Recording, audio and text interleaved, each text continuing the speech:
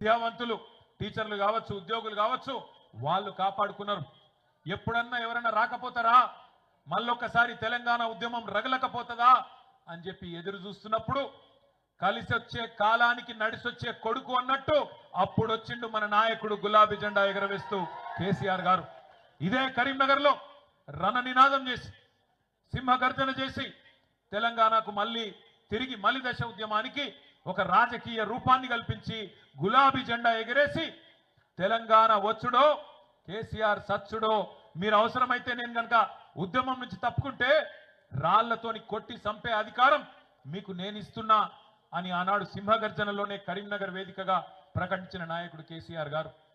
పదవి త్యాగంతో పార్టీని ప్రారంభించి ప్రాణ త్యాగానికి సిద్ధపడి రాష్ట్రాన్ని సాధించిన మహానాయకుడు తెలంగాణలో కేసీఆర్ గారు మాత్రమే అనే మాట ఒకసారి నేను మీకు గుర్తు చేస్తా ఉన్నా. దయచేసి మిత్రులందరూ నేను కోరేది ఒకటే, ఇవాళ చాలా మంది చాలా మాట్లాడచ్చు. కేసీఆర్ గారు పార్టీ పెట్టినప్పుడు 2001 ఏప్రిల్లో ఎటువంటి పరిస్థితి ఉండనో ఒక్కసారి దయచేసి ఆలోచన చేయవలసిందిగా నేను కోరుతున్నా. ఆ రోజు కేసీఆర్ గారి వయస్సు కేవలం 46-47 ఏళ్ళు, చాలా చిన్న వయస్సు.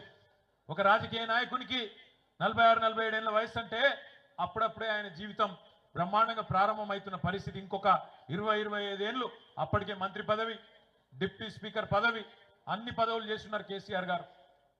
ఆయనకు నిజంగానే కేవలం రాజకీయాల్లో పదవుల మీద యావ ఉంటే, పదవుల మీద మాత్రమే మోజుంటే ఆ రోజు ఆయన కూడా అప్పుడున్న ముఖ్యమంత్రి గారు ఇచ్చిన బంపర్ ఆఫర్ తీసుకొని మంచి మంత్రి పదవి తీసుకొని చల్లగా ఇంట్లో వండొచ్చు కాంగ్రెస్ వాళ్ళ లెక్క.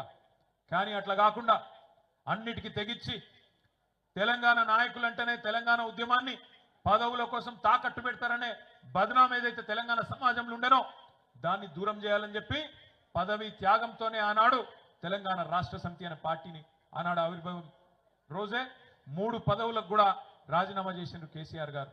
ఆ తర్వాత 14 ఏళ్ల పాటు దెబ్బలు తిన్నాడు, ఎదురు దెబ్బలు తిన్నాడు, అక్కడక్కడ విజయాలు, అక్కడక్కడ అపజయాలు అన్ని కూడా చూసిండు కేసీఆర్ గారు. పాట కూడా రాసిండు తానే స్వయంగా.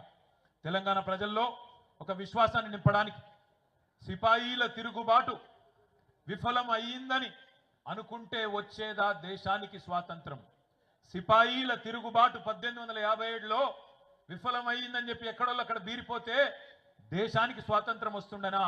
అట్లనే రాజీ లేని పోరాటమే విజయం సాధిస్తుంది, ముమ్మాటికి తెలంగాణ రాష్ట్రం వచ్చి తీరుతుంది అని ఆనాడు 2001లోనే పాట రూపంలో మాట రూపంలో కేసీఆర్ గారు ఆనాడు చెప్పడం జరిగింది.